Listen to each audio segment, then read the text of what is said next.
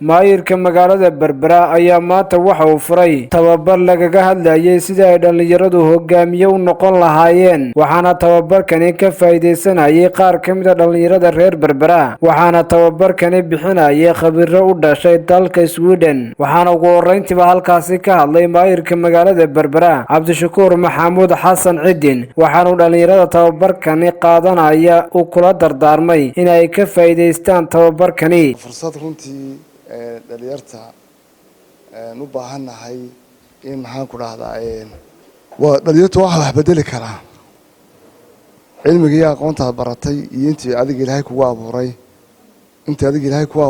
abuuray baa badan marka adoo soo kaashanaya cilmiga iyo aqoontii aad baratay iyo intii Ilaahay kugu abuuray adoo soo kaashanaya wax la doonayaa in qof dhalinyarta ah horta isku dayo inuu wax abuuri karo haddaad sugto in wax lagu dhiibo haddaad sugto in shaqo abuur lagu sameeyo haddaad sugto inta lacag lagu siiyo lagu wada ku shaqee waxa laga yaabaa inaad wax badan bedelin laakiin qawnkan wax bedela wax ka bedela Ilaahay subhanahu wa ta'ala ku ilhaamiya waa bini'aadamka way si boo dhalinyarta waxaa doonaya qof dhalinyarta ah inaanu mar qudhanaya jabin niyadjabku waa guuldarrada albaabkeeda laga galo weeye dhalinyarteena maxaynu ka rabnaa waxaanu rabnaa inuu isku dayo inanka dhalinyarada ahi inuu naftiisa abuuro oo ku abuuro wax hor leh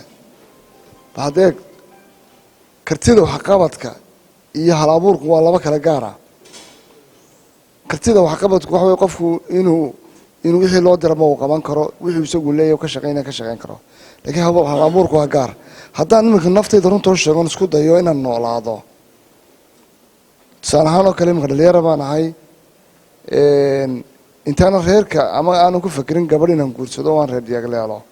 waynan ku fakeraa horta saan u noolaada anigu nolosheedana ka fargareeya hadduu isku dayo intuu dhoobada iyo biyaha isku qaso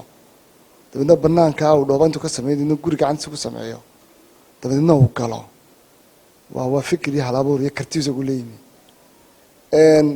marka inaga waxaa laga doonayaa dhalinyaro ahaan inaynu isku dayno in dhalinyartu maskaxda tuujiso iminka in yar baa jira dhalinyaro runtii librariga ku xidhan oo aan runtii aad u jeclaysan aniga xogiyooba wuxuu create gareeyay waa in yar aad kan uu leeyahay haddaanu kaba sii yareen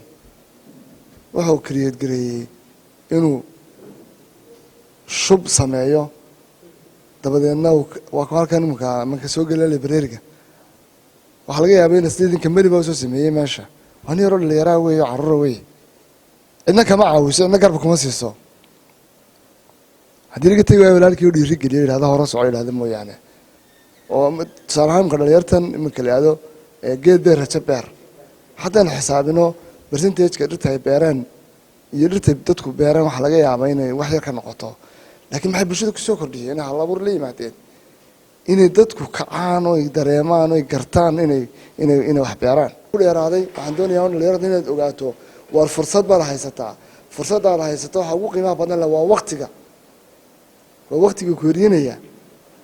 waagi bariyaba inaad u fakartaa inaad naftaada wax tarto bulshada inaad caawiso iskula daydo inaad wax qabato inaad isku daydo inaad wax qabato oo noloshaada ka bedeli karto waa hubaal weeyaan waxaa iyaguna halkaasi ka hadlay khabiiradii bixinayay tababarkani waxayna ka warameen ujeedada tababarkani kabacdi dhalinyaro reer Berbera oo runtii ku dhiiratay intaanu joogno inaanu bal aqoon isweydaarsi aan sameeyno darteed ayaanu hawshan u galnay waxaana waa wax idinka dhalinyarada ka yimi maamulkii dawladuna waxay suurto geliyeen in ay nagala soo qayb galaan ay dhiiri geliyaan dhalinyarada Cabdirasaaq Qaasim Jaamac wararka telefishinka Badda Cas magaalada xeebeedka Berbera